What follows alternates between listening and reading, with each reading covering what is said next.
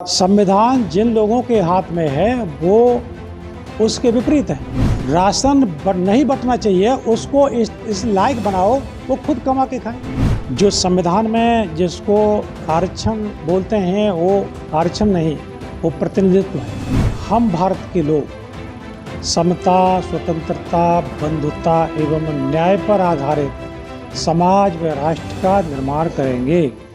नमस्कार, आप देख रहे हैं इंडस न्यूज 24/7। आज बामसेफ एवं यूनिटी ऑफ मूल निवासी बहुजन समाज का एक दिवसीय मंडल स्तरीय प्रबोधन कार्यक्रम आज जय भीम छात्रावास बरेली में संपन्न हुआ, जिसमें मुख्य अतिथि सी लाल, सुरेंद्र प्रजापति उद्घाटक, इंजीनियर नासिर अली शाह, गजेंद्र पटेल, रंजीत कोठारी, अनीता बौद्ध, राम प्रकाश ठाकुर, अतुल वाल्मीकि, संतोष शाक्य, डॉक्टर BK आर्या, पान सिंह उपस्थित रहे। बामसेफ जो संगठन है ये अधिकारी कर्मचारियों का संगठन है और ये अधिकारी कर्मचारी के लिए नहीं है।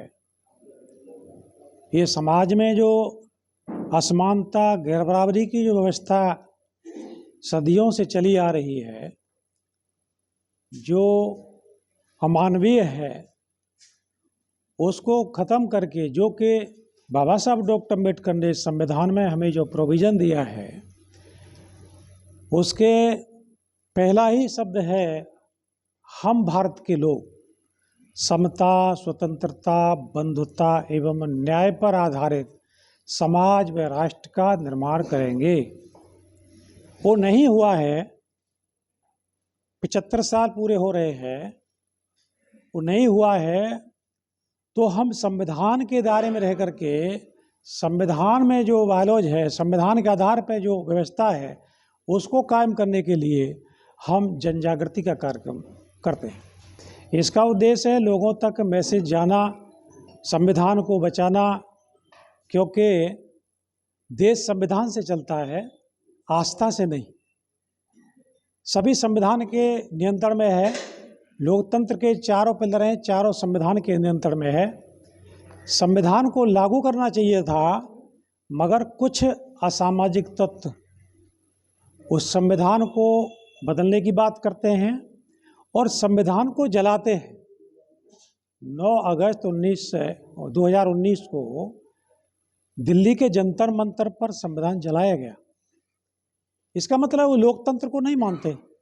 और हम बामसेफ के माध्यम से जो लोगों को मैसेज दे रहे हैं, वो संविधान को कैसे लागू किया जाए उस पर हम चर्चा करते हैं। जैसे संविधान पे आप कह रहे हैं कि खतरा है, तो किस प्रकार का खतरा है, कैसा खतरा? संविधान जिन लोगों के हाथ में है वो उसके विपरीत है। तो जिनके हाथ में है, जो विपरीत है, वो तो लागू करेंगे नहीं। ये देश का जो बहुसंख्यक समाज है, वो उनके हाथों में, जब ये ईमानदार लोगों के हाथ में जाएगा, नैतिकतावादी लोगों के हाथ में संविधान जाएगा, तो निश्चित तौर पर लागू होगा। और नैतिकतावादी लोग कहाँ से आएंगे? आप लोग तो नैतिकता के लिए उन्होंने मीडिया के माध्यम से, चैनल के माध्यम से, और बहुत सारे संगठन हैं जो मनुवादियों के हैं, उनके माध्यम से लोगों को गुमराह करने का काम किया है। जब तक गुमराह रहेंगे तब तक चलता रहेगा, और लब जो जाग जाएंगे तो अपने अधिकार के लिए। वो किस तरीके से गुमराह करते हैं?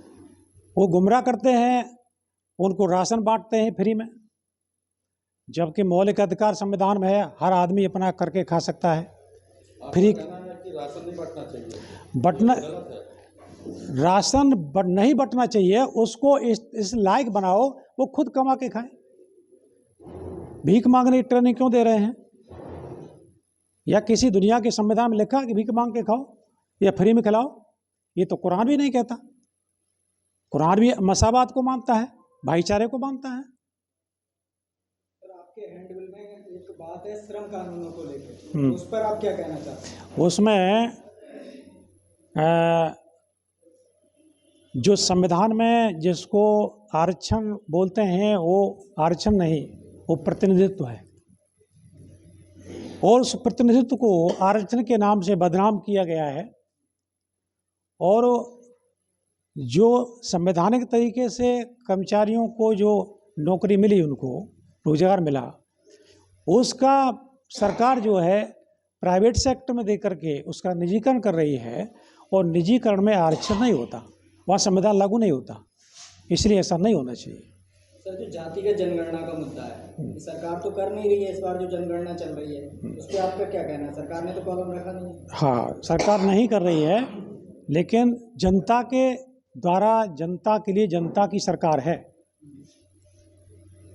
सरकार जो है जनता के लिए है, जनता के द्वारा बनाई गई है, मगर इसमें उन्होंने चालाकी किया है, वोट का भी चोरी हुआ है, और ईवीएम के माध्यम से हम जो रियली प्रतिनिधि चुनना चाहते हैं वो चुन नहीं पाते। उसका कारण है वर्ण व्यवस्था।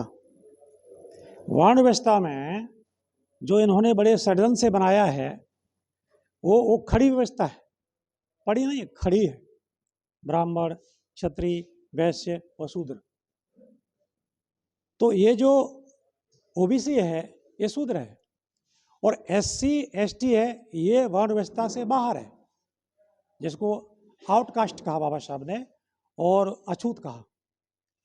तो जो वर्ण व्यवस्था में है वो अपर, जो लोअर कास्ट है, जो आउटकास्ट है उसके ऊपर है। जब वो एक कैटेगरी ऊपर है तो नीचे वो आने की कोशिश नहीं करता, ऊपर वो आने नहीं देते।